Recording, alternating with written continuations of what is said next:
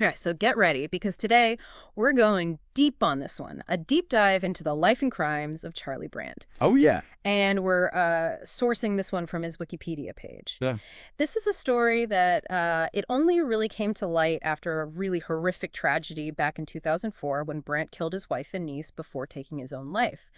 What makes this case especially disturbing is that it kind of opened up this pattern of behavior that goes back decades, Right. leading investigators down this path filled with dark secrets and the chilling possibility of multiple victims. Yeah. And, one of those fascinating aspects of this case is that it really forces us to confront this idea that evil can be lurking beneath the veneer of normalcy. Right. On the surface, Brandt seemed to live a pretty ordinary life, but when you start to peel back the layers, you start to see a deeply troubled individual capable of some unspeakable acts. Yeah, so let's rewind to the beginning. Brandt's childhood seemed pretty average at first glance. Frequent moves, family enjoyed hunting. Right. But then something truly shocking happened in 1971 when Brandt was only 13 years old. He shot both of his parents in their home. His mother was pregnant at the time. She was killed instantly. Oh, wow. His father survived but was seriously wounded. And what's even more chilling is that Brandt claimed to have no memory of the shooting, which suggests a possible dissociative state. That's a crucial detail because dissociative states, that can be a way for the mind to cope with trauma. Oh, yeah. But they also raise all these questions about, a person's culpability and the potential for future violence. Right. Because of his age, Brandt was never charged with murder. He spent a year in a psychiatric hospital and was then released back to his family. It's hard to imagine the trauma that they must have endured, especially when you consider that his younger sisters were kept in the dark about the true nature of their mother's death for decades. Right. They believed she had died in a car accident until 2004. Wow. It's mind-boggling to think that they lived with that lie for so long. So Brandt essentially got away with murder. And this early trauma seems to have set the stage for a pattern of violence that would continue to unfold. After his release from the hospital, Brandt moved to Florida with his family, eventually settling there permanently. Went to school, got a job as a radar specialist, even got married in 1986 to a woman named Terry. But here's where things get a little strange. None of his family members were invited to the wedding.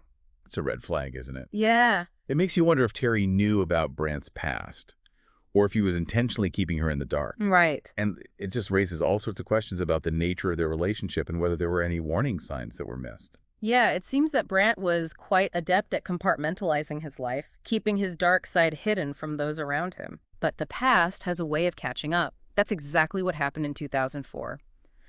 Hurricane Ivan forced Brandt and Terry to evacuate their home, and they ended up staying with Brandt's niece, Michelle Jones, near Orlando. At first, things seemed to be going okay, but then a strange phone call occurred between Jones and her mother, followed by an unsettling silence. That phone call turned out to be the last time anyone heard from Michelle Jones alive. Oh, wow. Her mother, concerned about her daughter's well-being, asked a friend to check on her. And what that friend discovered was a scene straight out of a nightmare. Brandt had hanged himself in the garage, but that was just the beginning of the horror.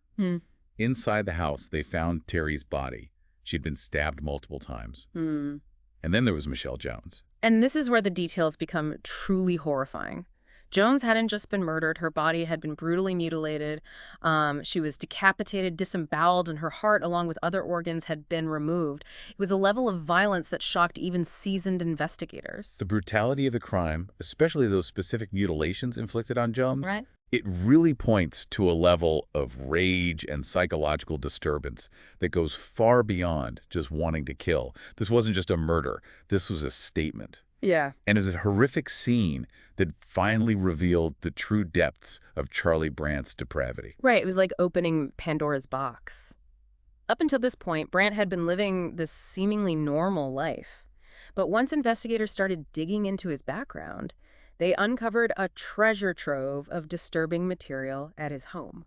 Let's talk about what they found, Okay. because it starts to paint a picture of the man behind these horrific acts. Yeah. They discovered subscriptions to Victoria's Secret catalogs, Okay. which might seem innocuous on its own, but takes on a much more sinister meaning when you pair it with the other evidence.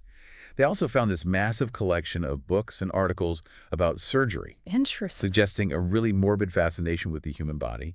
And then there's the computer history. Yeah, what was on that computer? That's got to be a key piece of the puzzle. His computer history was filled with searches for autopsy photos. Oh, wow. And most disturbingly, websites dedicated to snuff films, Okay.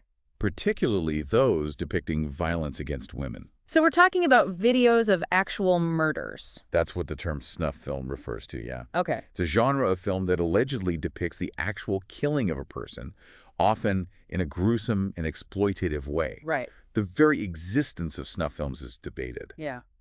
But Brandt's interest in them, combined with all of this other evidence, suggests a deeply disturbing fascination with violence and death, specifically violence against women. That's chilling. It seems like investigators stumble onto a whole other world that Brandt was keeping hidden. Absolutely.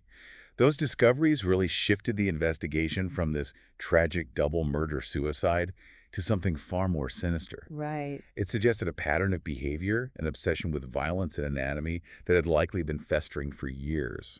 Okay, so we're starting to get a glimpse into the dark side of Charlie Brandt. But what about the victims? Is there any connection between them and his disturbing interests? That's a good question. And it's one that investigators began to explore as they delved deeper into Brandt's past. They started looking into unsolved murders, particularly those involving similar methods of mutilation, searching for any possible links to Brandt. And one case in particular stood out. It was the 1989 murder of Sherry Parashow, a case that bore striking similarities to the murder of Michelle Jones. Okay, so Sherry Parashow, how does her case connect to Brandt? Well, Parashow's murder, it took place near Brandt's home in Big Pine Key. And the details are eerily similar to the murder of Michelle Jones. Okay. Her body was found floating in the water, partially clothed, her throat slashed, and her head nearly severed. Just like Jones, her body had been extensively mutilated, and her heart was missing. So we're seeing this pattern here. The brutality, the mutilation, the missing hearts. It's like a signature. Exactly. Remember all that disturbing material they found at Brandt's house, Yeah. including those surgical books? Mm-hmm. Well, it turns out that Thierry, Brandt's wife, she'd actually confided in her brother-in-law that she suspected Brandt in Parashow's murder. She even recalled him coming home one night with blood on his shirt, claiming he had been filleting fish. Now remember, Parashow was found very close to where Brandt lived. He even matched a composite sketch of a man seen near the crime scene on the night of the murder. So not only do we have a similar MO, but we also have a suspicious alibi and his own wife potentially connecting him to the crime. What happened next? Did investigators look into this further? They did. The combination of the similar MO, the suspicious alibi, and Terry's suspicions, it was enough for investigators to take a closer look. And in 2006, 2 years after Brandt's death, they officially named him as Sherry Parashow's murderer. Wow, so that's 2 confirmed murders then, both involving extreme violence and mutilation. But you mentioned earlier that investigators suspected there could be more victims. Where did they go from there? Well, the Parashow case opened up this whole new line of inquiry. Suddenly, investigators were looking at Brandt, not just as a murderer, but as a potential serial killer. Oh, wow. And given his disturbing interests and his access to potential victims through his work travel, the scope of his crimes could be much larger than anyone initially imagined. Right. Investigators began meticulously combing through unsolved murder cases, particularly those involving young women, looking for any connections to Brandt. So let's talk about some of these other possible victims. Who is on their radar? One of the most intriguing cases is that of Carol Sullivan, a 12-year-old girl who was abducted from a school bus stop in Volusia County back in 1978. Sadly, only her skull was recovered, found in a bucket. This led investigators to believe that she was decapitated. And how does Brandt fit into this? He was 21 at the time and living in the area, which puts him in the vicinity during the time of Carol's abduction. I see, but just being in the area doesn't automatically make him a suspect. Was there anything else that tied him to this case? No, not specifically. However, the brutality of Carol's murder, particularly the decapitation, aligns with the level of violence seen in Brandt's later crimes. It's a chilling thought to consider. So, Carol Sullivan is one possible victim. Were there any others? Yes, there's also the case of Lisa Saunders, a 20-year-old woman who was brutally murdered in Big Pine Key in 1988. Okay. She was beaten, stabbed, and dragged from her car.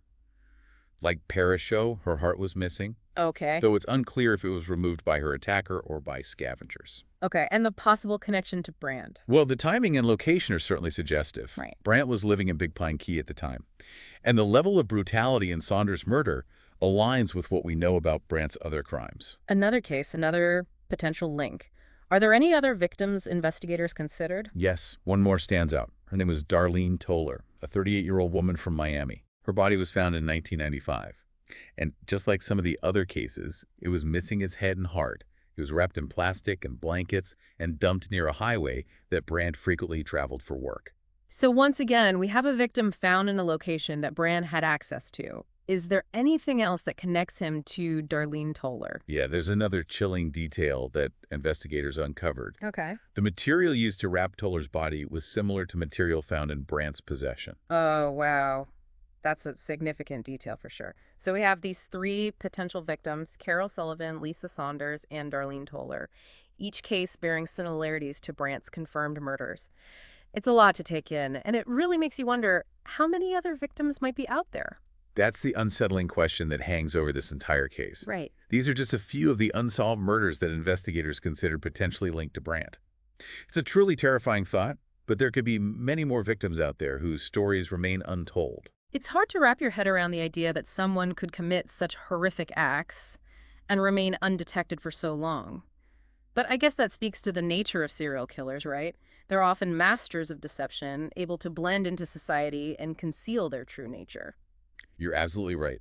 Serial killers are often very good at compartmentalizing their lives, presenting this facade of normalcy to the outside world while harboring these dark and violent fantasies.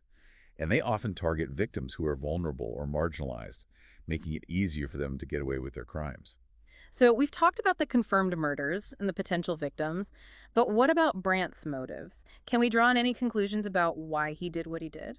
That's a complex question, and unfortunately, we may never have a definitive answer, Right. since Brandt's no longer alive to provide any insights. Yeah. However, we can look for clues in the evidence and try to piece together a psychological profile. Okay, so what does the evidence tell us about Brandt's possible motives? Well, based on the available information, it seems likely that Brandt targeted women, particularly those who were vulnerable or in some way isolated. Both Parisho and Toller, for example, they were essentially homeless, living on the fringes of society. Jones, while not homeless, she was alone at the time of her murder. Right. This suggests that Brandt might have sought out victims who were less likely to be missed, or whose disappearances might not be immediately investigated. It's a chilling thought. It's like he preyed on those society often overlooks. Exactly. And when you consider the brutality of the murders, particularly the mutilations, it paints a picture of someone who derived a sense of power and control from inflicting pain and suffering. Right. The removal of the hearts in particular is a recurring theme in Brandt's crimes. That's a detail that's hard to forget. What could be the significance of that specific act? Is there any psychological insight into why he might have removed the hearts of his victims? There are a few possible interpretations. Some experts believe that the heart, as a symbol of life and emotion, holds a particular fascination for certain types of killers. Yeah. Symbolically, the heart's often associated with emotions, with the essence of a person.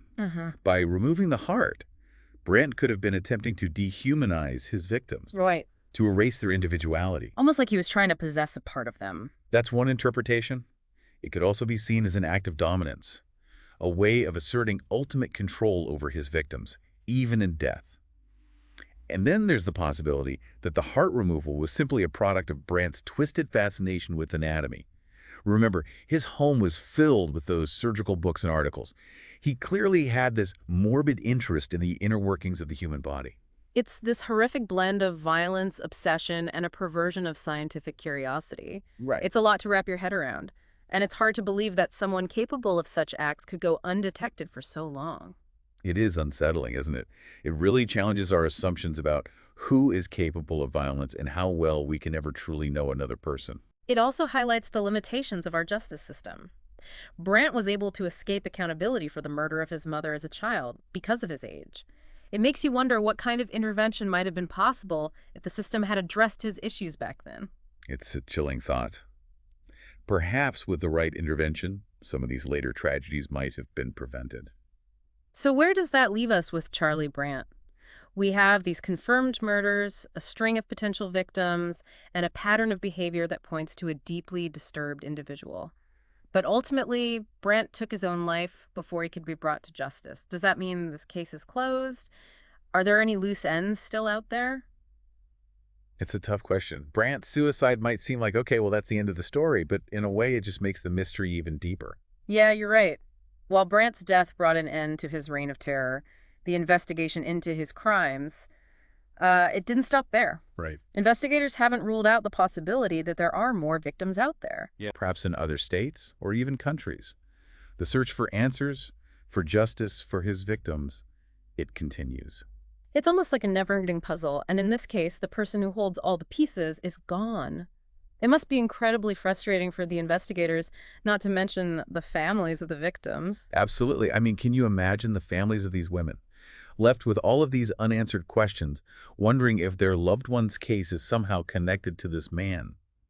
That's why the work of these investigators is so crucial. Right. By piecing together the fragments of Brandt's life and crimes, they can potentially bring closure to families who have been searching for answers for years. Yeah, it makes you realize that justice isn't always about punishment. Sometimes it's about finding the truth, about connecting the dots, and providing a sense of resolution, even if it's years after the fact. I think that's a really important point. These cases aren't just about catching the perpetrator, they're about honoring the victims, about acknowledging the pain and suffering that was inflicted, and about seeking the truth, no matter how difficult it may be to uncover. So as we delve deeper into the life and crimes of Charlie Brandt, we're left with this haunting question. How many lives might he have taken? We know of at least 4 confirmed victims, and there are several strong potential connections to other unsolved murders. But given his disturbing interests, his access to potential victims, and his ability to conceal his true nature, the true extent of his crimes might never be fully known. And that's what makes this case so unsettling. Right. It's the unknown. It's the possibility that there are more victims out there, their stories untold, their families still searching for answers. It's a heavy thought to carry with us, but it's important to remember these victims, to acknowledge their stories, and to hope that one day their families will find the answers they seek. I agree. We can't forget the human cost of these crimes. Each victim had a life, a story, people who loved them, and their lives were tragically cut short. It's a stark reminder that even in the face of such darkness, we have to hold on to hope. Hope for justice, hope for healing, and hope for a future where tragedies like this are less likely to occur. Well said. And as we conclude this deep dive into the life and crimes of Charlie Brandt, I think it's important for our listeners to remember that while this case is about one man, it also reflects these larger societal issues. Right. We have to acknowledge the systemic factors that contribute to violence, the failures in our systems that sometimes allow these individuals to fall through the cracks. Yeah, it's a reminder that we can't just focus on punishing criminals. We need to understand what leads them down that path in the first place and work towards prevention, towards creating a society that's safer and more compassionate for everyone. Exactly, and it starts with awareness, with education, with a willingness to confront these difficult issues and work towards solutions. It's a challenging task, but it's one we can't afford to ignore. Well said. And on that note, I think we've reached the end of our deep dive into the unsettling life and crimes of Charlie Brandt. It's a story that's both fascinating and deeply disturbing, one that leaves us with more questions than answers. But I think we've shed some light on the dark corners of this case, and hopefully that'll encourage our listeners to continue exploring, to research further, and to draw their own conclusions about the true extent of Charlie Brandt's dark legacy. Remember, knowledge is power. Yeah. And the more we understand about the forces that shape our world, both light and dark, the better equipped we are to navigate its complexities and work towards a brighter future. Couldn't have said it better myself. Stay curious, stay informed, and until next time, keep diving deep.